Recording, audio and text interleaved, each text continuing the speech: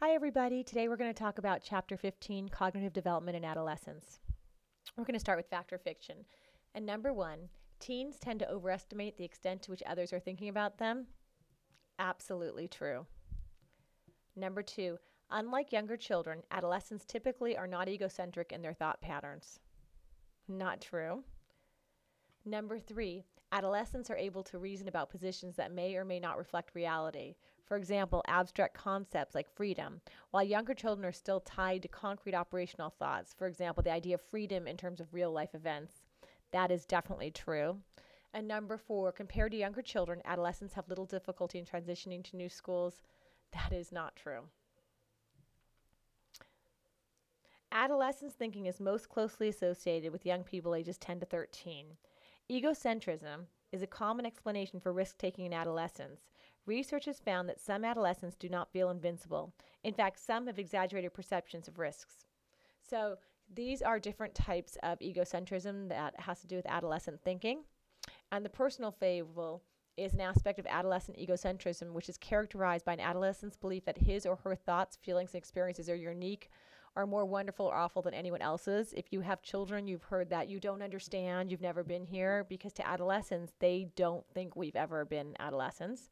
The invincibility fable is an adolescent's egocentric conviction that he or she cannot be overcome or even harmed by anything that might defeat a normal mortal. And this is why they are more apt to have unprotected sex, try drugs, and drive at high speeds, which is very scary as well. And then the imaginary audience. This is that other people who, in an adolescent's egocentric belief, are watching and taking note of his or her appearance, ideas, and behavior. And this is one of the reasons why teenagers are so self conscious, because they do feel like someone's always watching them.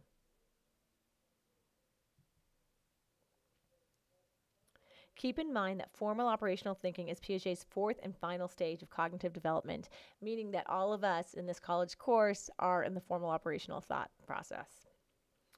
So, clicking on these scales, we reveal how 4-year-old, a 7-year-old, a 10-year-old, and a 14-year-old attempt to balance the scale. To master this task, a person must realize that the heaviness of the weights and their distance from the center interact reciprocally to affect balance. Therefore, a heavier weight close to the center can be counterbalanced with a lighter weight far from the center.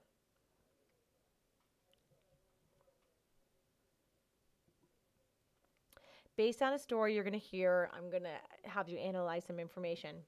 Timothy is a very good looking, strong, and does not smoke.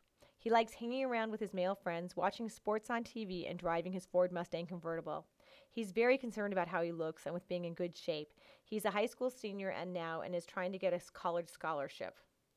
So, with this description in mind, put yourselves in the shoes of the teenager in the photograph. And I want you to think about how you would rank Timothy in terms of how likely to be true, with most likely and least likely. So, how would an adolescent most likely rank these statements about Timothy? One study reported that 73% made at least one analytical error, ranking a double statement, i.e., for example, popular and an athlete. They intuitively jumped to the more inclusive statements rather than sticking to logic. Almost all the adolescents were analytical and logical on some of the 19 problems, but not on others. Klaczynski, who created this logic problem, found that logical thinking improves with age and education, although not with IQ. He went on to say most adolescents do not demonstrate a level of performance commensurate with their abilities. Researchers have found that essentially logic is more difficult than intuition, and it requires examination of comforting, familiar prejudices. Once people of any age reach an emotional conclusion, sometimes called a gut feeling, they resist changing their minds. As people gain experience in making decisions and thinking about things, though, they become better at knowing when analysis is needed. So, the notion that two networks exist within the human brain, one for emotional and one for analytical processing of stimuli, is dual process model. And we make conclusions about Timothy based on what we heard. Does he have a girlfriend? Is he an athlete? Is he popular and has a girlfriend? Is he a teacher's pet and has a girlfriend? Is he a teacher's pet? Is he popular? And based on what I read, people come to conclusions about Timothy that aren't necessarily analytical, but more about their gut, their intuition. So how do adolescents and adults in general judge good thinking? With maturity, adolescents are less likely to be paralyzed by too much analysis or to plummet into costly intuition.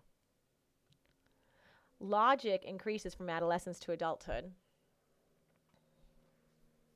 So adult perspective is believes in resisting impulses and making careful decisions, takes long-term risks into account, valuing successful life over immediate satisfaction, and prefers systematic analytic thinking. Now, to adolescent perspective is more inclined to make impulsive decisions, values current social acceptance over concern about distant risks, and doesn't want to waste precious time and wants to act. So, how do adolescents respond to a questionnaire about video game use? The average adolescent boy spends more time playing video games than reading, eating, doing homework, talking with friends, playing sports, or almost anything else except sleeping or sitting in a class. Some even skip school or postpone sleep to finish a game. Internet use and video games improves visual spatial skills and vocabulary. There's some dangers too, since technology encourages rapid shifts of attention, multitasking without reflection, and visual learning instead of visible analysis. So it can affect them. So if we look at this, 12 and 14 is the highest video games usage.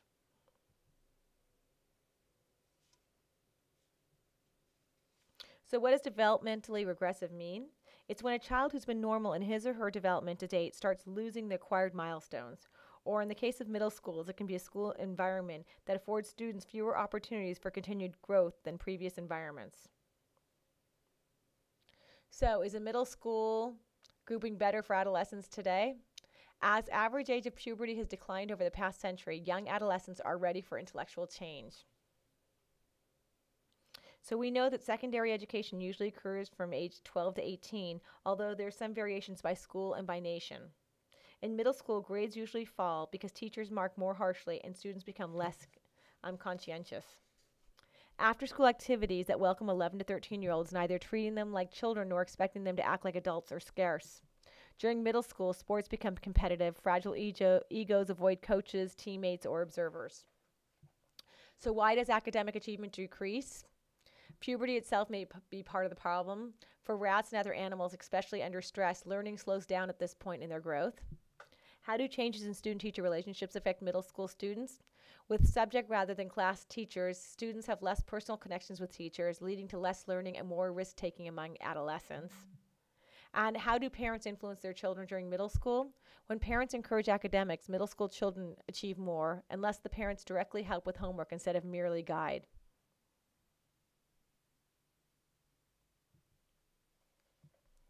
Middle school adolescents also experience stress from hormones, body changes, sexual experiences, family conflict, and cultural expectations. The biology of puberty may activate genes that predispose a person to pathology. Many schools wisely have grouping or programs for entering classes because the difficulty for new students is suddenly finding oneself in the minority and a context that is unfamiliar.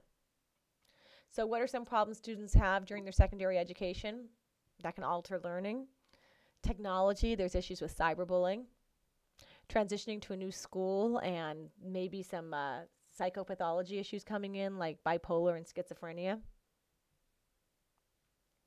Some experts say that a 10-year decrease in dropout rates from 1970 to 1980 occurred because more adolescents dropped out before 9th grade. Others say high school became easier. Graduation rates vary from less than 10% in the poorest nations, such as Niger and Cambodia, to 99% in the richest, such as Japan and Sweden. The United States is neither best nor worse. So this is the end of chapter 15. I'd like you to go to the forums area now and respond to the questions on adolescence.